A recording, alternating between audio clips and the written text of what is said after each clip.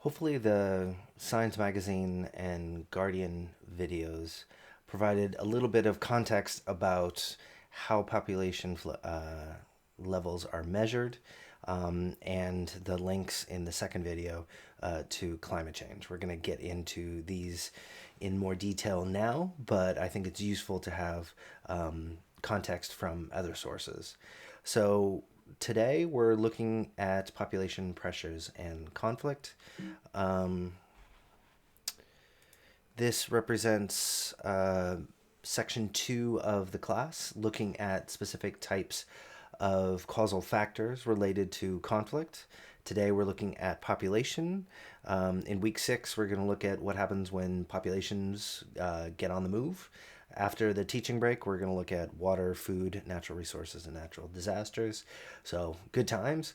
But I think I wanted to start with the the foundational building block to a lot of these factors, which is the population being in a particular place with a particular set of needs, and how those needs are met or unmet in certain areas, and how that links to conflict. And I think some of these topics you might have come across in other classes. Some of these trends you might be familiar with, but for those of you who haven't, I just wanted to spend a little bit of time providing a brief overview. Some of the general trends are related to population and demographic patterns, and we're going to see how that is linked to different causal factors of conflict a bit later on. So here is a map showing the size of the world population over the last 12,000 years.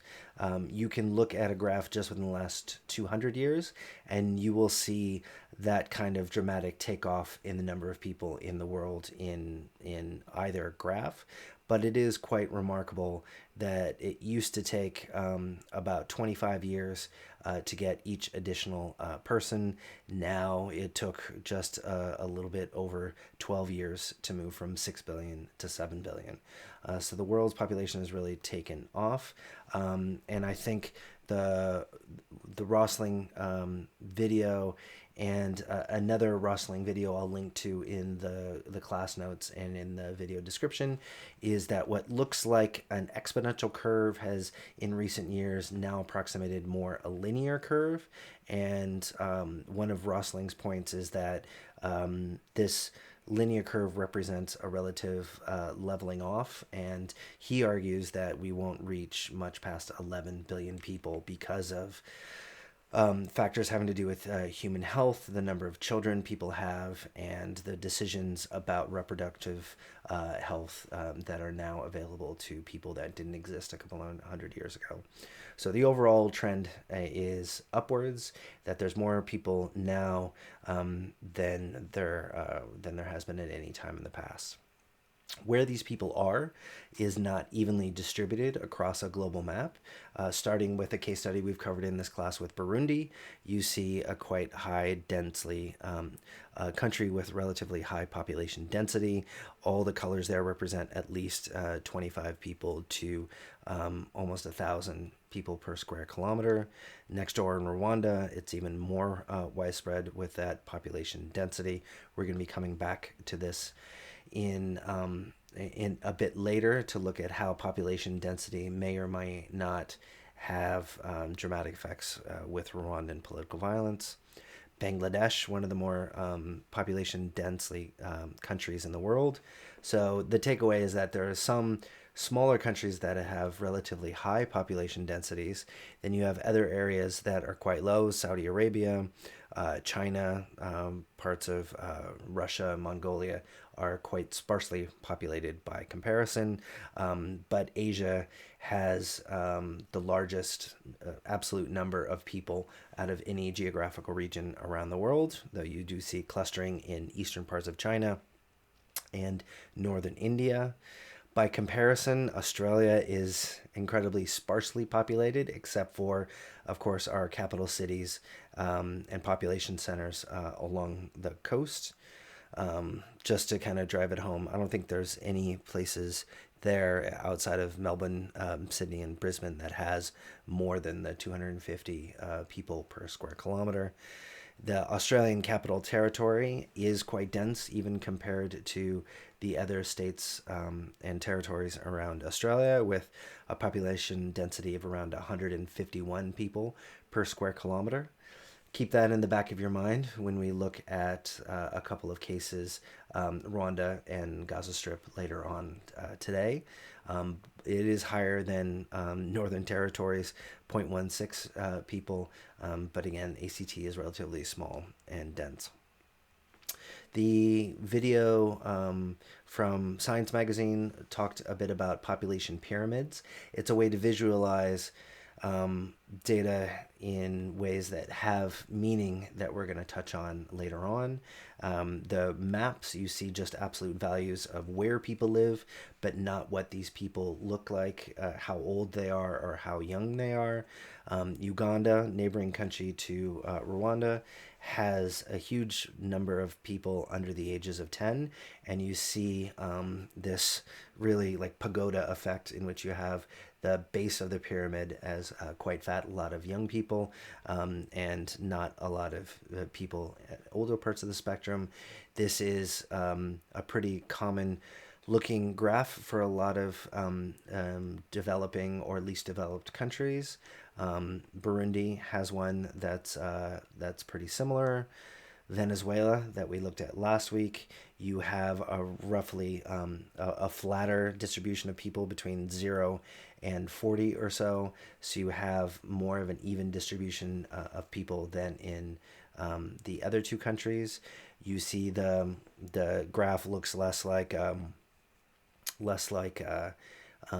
pyramid and more growing like a mushroom if you look at Australia or Japan. Australia here, the most common category of people by age group is the 25 to 29. So within the next couple of years, you'll be joining that kind of group, though as it kind of moves through, you won't actually be as common given these demographic breakdowns. For me, as Generation X, I kind of fall in the cracks between the millennial generation and the baby boomer generation. We're relatively small as a birth cohort. Japan has a different set of problems than countries like Uganda because of the age of the population and the smaller number of younger people that are needed to work for a living and pay taxes in order to support the retirements of people who are older. That's created a lot of challenges. One of the more dramatic challenges was during the recent economic recession of 2008-2009. Thought that was going to be the big one for my life until the coronavirus. But what you see is a dramatic increase in the number of youth unemployed, even in the developed countries of Europe, Spain, Greece, and Portugal being some of the worst. So with a large number of young people with a higher level of unemployment, this leaves a lot of people who might not feel like they have had the similar opportunities to people in older parts of their cohort, and as we're going to see later, that might lead to political instability later on. Just to break this down, in one country specifically, in Spain, you see that the 16 to 19-year-old age group found it much more difficult to land a job than people even slightly older, the 20 to 24 age group, or 25 to 54. And these high levels of unemployment have long-term effects on people's capability to contribute to society or get on the first rung of the socioeconomic ladder to be able to climb further. I think my first job, I was 15 and a half. Basically, as soon as I could work, I went and worked at a movie theater and basically was hired on the spot. I had been working for my grandfather at his engineering firm, winding gears and sweeping up before then, but this was my first kind of legitimate job, and it gave me that pocket change and a little bit of a freedom at that age, and it gave me the start of a resume to be able to move on up to other jobs as I went along. And with these kind of economic contractions, certain groups might not have those kind of early opportunities, which has follow-on effects. Looking at Australian Unemployment by comparison, not breaking it out by age group, you see quite low levels of unemployment until 2020, with unemployment hovering between 4 and 6% since the economic crisis, but still not too bad. And youth unemployment would be slightly higher than that average, but still not as bad as others. The Venezuelan data before things got really bad in 2015, 2016 was also really quite low, but now you see youth unemployment well north of 40% there as well. Greece had one of the more remarkable levels of unemployment after the financial crisis. That has only started to trickle down, but is still remarkably higher than the Australian numbers or other countries in Northern Europe. So you see large amounts of young people in certain countries, less so in others. Immigration, a topic we're going to look at next week, as is often proposed as a way to bring in younger numbers of people to do those jobs and provide that tax base, though that has not been without its challenges, especially now in 2020.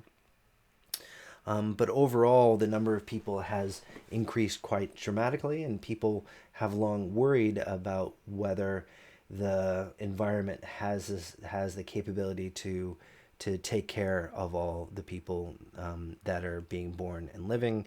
Thomas Malthus was an 18th century early worrier about population and that the world wouldn't be able to support it. The power of the population is indefinitely greater than the power of the earth to produce subsistence for man.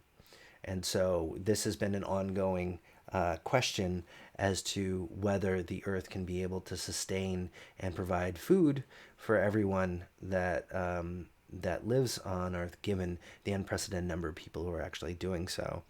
Amartya Sen and others have said that it's not an issue of absolute carrying capacity of the earth from just a production standpoint, that no famines have occurred in any functioning democracy. And his argument in Development in as Freedom and his other works is more having to do with the ability to distribute goods to where they're needed, and that democracies wouldn't would have the incentive structure to make sure that everyone is taken care of, because if governments don't take care of their citizens with such a fundamental need as food, they would be voted out. And so the famines that you can see going back over time are more of a function of government's inability or unwillingness to expend the resources to be able to take care of their own citizens. This links into our discussion a couple of weeks ago about the importance of political institutions as a way to constrain leaders or to build the capacity to respond to challenges within the state. Linking it to Homer Dixon and Thomas Homer Dixon's argument in his 94 article and 99 book, trying to connect these kind of background structural conditions like population and environmental scarcity to conflict. That is kind of population growth falls in to these sources of environmental scarcity. That population growth means more and more people are the pie of resources is being divided into smaller and smaller pieces, and it gets to the point, like with agricultural production, that you can't split a farm any further past a certain point, that it no longer becomes viable. So therefore there's environmental scarcity. People have to move in order to get a job if they're unable to take over the family farm, or the farms aren't as productive because they're too small to be productive. That has an effect on states' ability to take care of these growing amounts of population, and that could lead to conflict. So population growth is one of those building blocks at the early stage for the creation of environmental scarcity that is just a purely function of numbers. How can population dynamics affect resource scarcity and conflict? A couple of different ways. Low population could lead to resource abundance, which could have a mixed effect on conflict. Some people say that if there's too many resources, that could give groups incentives to go to war.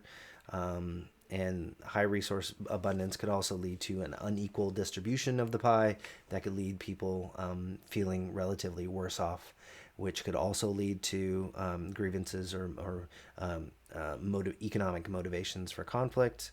Um, that also ties into other distributional characteristics that could lead to scarcity.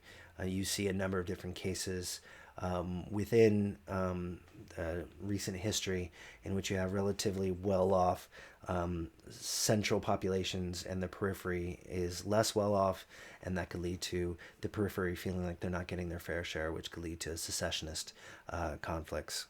And populations can also affect conflict dynamics, linking it to Collier and Hoffler in 1998's discussion of costs and benefits for conflict. If there's lower opportunity costs because there aren't that many jobs in the population, that can make it easier for people to rebel because the opportunity costs are lower.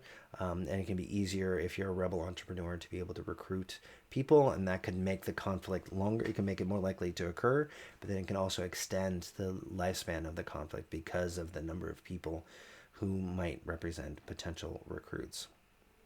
Overall, you can see at these two ends the relative abundance and scarcity parts of the curve, that you are more likely to see conflict on both ends. Similar but reversed to the democratic institutions and conflict, in which it was an inverted U, that you're more likely to have conflict in between the two extremes of autocracy and democracy. Here, with resource abundance and scarcity, it's most likely to be at the extremes. This kind of made me think of Jack Goldstone's work. I know that Buhaug and a couple of other readings refer to his work. This is a really cool book that came out over 25 years now. He had a 2016 update to the book, and this kind of analysis is different than a lot of the stuff that we look at, but I would encourage you to take a look at it because it looks at historical cases of revolt and rebellion. And Goldstone's basic argument is that the breakdown of some of these earlier state systems before almost any of the cases we're going to look at this semester is due to population growth, because it changed prices for goods as you get more mouths to feed. The supply and demand curves, right? The prices are likely to go up. Resource shifting to different needs with different populations, and increasing demands on governments to provide for citizens in areas in which you had state systems that hadn't changed that much over time, that they're relatively inflexible, that leads to increased dissatisfaction when population growth creates a lot of pressures on prices, on resources, and ability to cater to demands of their citizens. This can lead to increasing pressure for rebellion or political violence.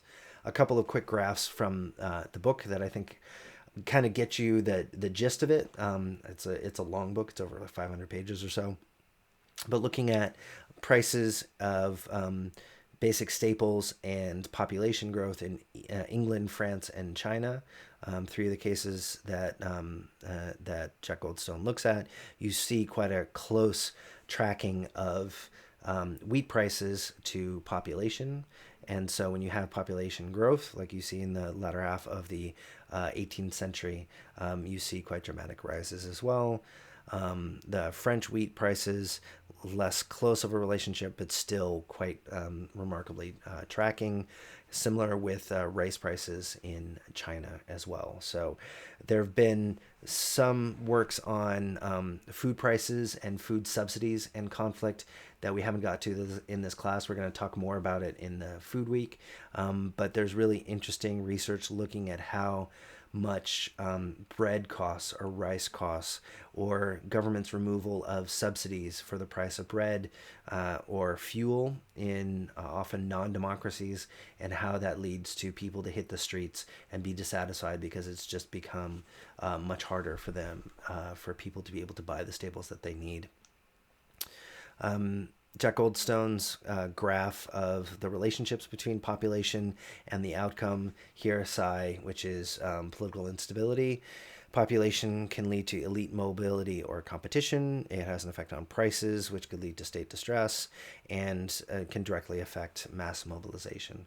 So you see here similar kind of stories to Homer Dixon and Buhaug and other articles that we've read for this class, in which you have population as a kind of background structural condition that affects a lot of other more time-sensitive factors that can lead to conflict. Two last quotes from the book.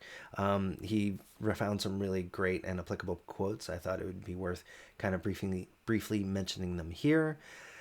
In the French Revolution, the specialists persist in ignoring the aggravating role that demographic pressure may have played in the crisis of the ancient regime. So population pressures have had an effect, right, for centuries. Looking at the Chinese example, the harm of overpopulation is that people are forced to plant cereals on mountaintops to reclaim sandbanks. All the ancient forestry has been cut down. The virgin timber land of the Aboriginal regions turned to farmland. Yet this is not enough for everybody. This proves that the resources of heaven and earth are exhausted. The mountaintops part of this might remind you of Burundi and Rwanda. With increased population pressures, people are forced to try to scrape a living out of less and less productive land, cut down all those forests that we saw with lower forest density in Europe and other parts of the world, that just the sheer day-to-day needs of people have environmental as well as political costs. And this kind of leads me to thinking about the resources of heaven and earth. It leads me to the first lecture question for today. I'd like you to answer on Waddle. Industrialized agricultural growth has outpaced human need. So Malthus has been proven wrong, that industrialized agriculture has allowed the production of sufficient amount of food from a kind of basic level, though as